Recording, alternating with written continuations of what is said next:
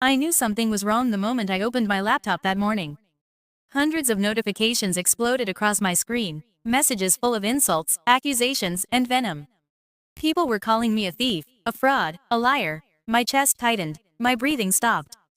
Because the project I spent 3 years creating, the world I designed with my own hands, the identity I poured my soul into, it was all uploaded online, under my cousin's name.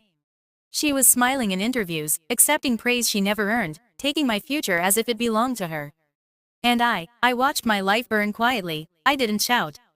I didn't chase her. I didn't defend myself. I simply went silent. Because my revenge had already begun. Where are you watching this video from? Let me know in the comments. My name is Evelyn Brooks, and I am 29 years old. I live in a small apartment at the edge of the city, where the nights are long and the cold wind moves through the empty streets like a forgotten memory. Silence has always been my companion, not because I prefer it, but because life taught me that some feelings become heavier when spoken aloud. So I draw. I create. I breathe through art. 3 years ago, I started a digital storytelling universe called Luminaris. It wasn't just a project, it was a resurrection of the pain I survived, the loneliness I carried, the shards of myself I tried desperately to glue back together. Every character, every shadow, every color came from a part of me I could never explain to another human being. My cousin Serena, younger than me, always lived at the surface of life, obsessed with attention, desperate for validation, addicted to compliments. She had charm, beauty, and confidence. But she never had one thing, talent. Still, I trusted her. She would visit my studio, watch me work, borrow my laptop, to study my process. I didn't know she was studying something else, the perfect way to steal my identity. One night, Serena stayed over. I left my laptop on my desk while making tea in the kitchen. She said she wanted to learn how to sketch like me. I believed her. 3 days later, the world believed her. I logged into social media, and my heart stopped. My entire project, every drawing, every design, every animated sequence, was uploaded online under her name. She posted it with the caption, "I've finally gathered the courage to share my art." Millions of views, thousands of comments praising her. Brand deals, interviews, fame, and me, I disappeared into silence. But inside that silence, my revenge was born. The first 2 days felt unreal. My mind couldn't accept the betrayal. I stared at my dim laptop screen as if someone had ripped out my ribcage and replaced it with fire. Serena's face was everywhere, smiling into cameras, laughing in interviews, pretending to be an artist she never was. When I opened the comments under her posts, the words stabbed me like shards of glass. "She's incredible. A true visionary. Her work is breathtaking." Every compliment felt like someone dragging me deeper into the ocean while I was already drowning. I didn't confront Serena. I didn't tell the world the truth. I didn't even cry. Instead, I observed, because revenge is never loud. Revenge is patient. I gathered everything, my original sketchbooks, my timestamps, cloud backups, drafts, early versions, concept notes, every single piece of evidence proving that I was the creator of Luminaris. Meanwhile, Serena continued to shine, but fame made her sloppy. Her lies became bigger, her confidence became careless. In an interview, the host asked her, "What inspired you to create the characters in Luminaris?" She giggled and said, "Oh, they're from my childhood sketches. I've been drawing since I was little." That was the moment her downfall began. That one lie, that one careless sentence, was all I needed. Then came the announcement, Serena Brooks, live art exhibition. A full showcase dedicated to the universe I created. She built a kingdom of lies, and I was going to watch it crumble. Silently. A week before the exhibition, I began the first phase of my revenge, quiet infiltration. Under a new anonymous account, I joined every artist community Serena interacted with.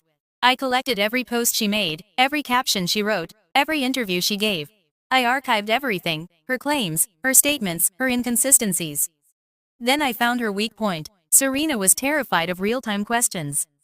Because lies collapse when they face pressure. The exhibition was in a renovated industrial hall, brick walls, warm spotlights, polished concrete, soft instrumental music, a cinematic stage for a cinematic reckoning. The frames on the walls displayed my art, my characters, my scenes, my colors. They looked like ghosts that recognized me. I walked inside dressed in a long black coat, my hair pulled into a silent knot, my face calm. No one recognized me. I was invisible, the perfect position for revenge. Serena stepped onto the stage, wearing a bright silver dress that sparkled under the lights. She looked confident, but I could see the cracks in her eyes. Behind the scenes, I had already done what I needed to do. A friend working with the exhibition team gave me 60 seconds of access to the digital projector. Just 60 seconds, when the first slide of Serena's creative journey appeared. I pressed enter, the screen flickered, and then my original drafts appeared, my sketches, my timestamps, my signature. Every truth she tried to bury shone brighter than the lights on her stage.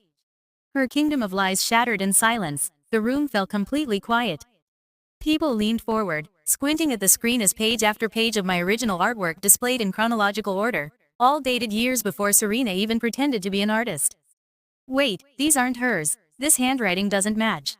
Why are the dates so old? This looks like someone else's work.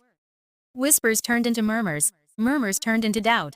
Doubt turned into accusation. Serena froze on stage. Her hands trembled. Her throat locked. She stepped toward the mic, voice shaking. I don't know what's happening. This is fake. Someone hacked.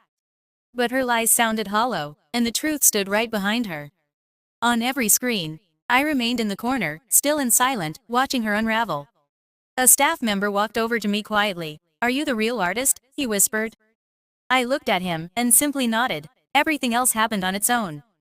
Serena stumbled off the stage, breathless, her silver dress no longer shining. She scanned the crowd until her eyes landed on me.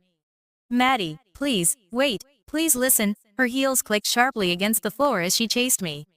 I didn't speak, I didn't shout, I didn't even look back.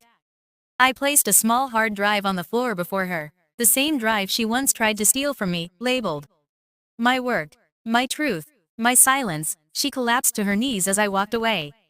Not with rage, not with pride, but with quiet strength. My revenge did not need noise, her guilt was loud enough. Within a week, the internet erupted. Serena became the center of a storm she could no longer control. Fake artist exposed live on stage, she stole everything. Proof: Serena never created Luminaris. Brands cut ties. PR agencies deleted her name. Her upcoming projects were cancelled. Her comments section turned into a graveyard. Meanwhile, I returned to my studio, the same quiet room where everything began. The sun shone on my old sketches. My laptop hummed softly, as if welcoming me home. The community slowly realized the truth. People started messaging me. "We're sorry, we didn't know, we want to support you." My identity began to breathe again. Serena tried calling me dozens of times. Messaging, apologizing, begging. I didn't block her. I didn't reply. I didn't hate her. I simply stayed silent. Because silence is not absence, silence is power.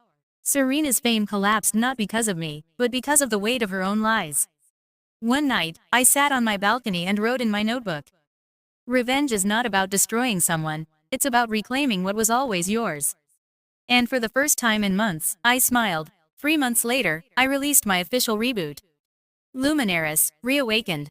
The launch event was intimate, warm, filled with people who came for the art, not the drama. The lights were soft.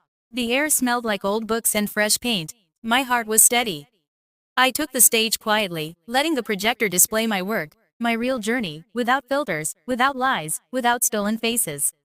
On the screen appeared my name in gentle golden text.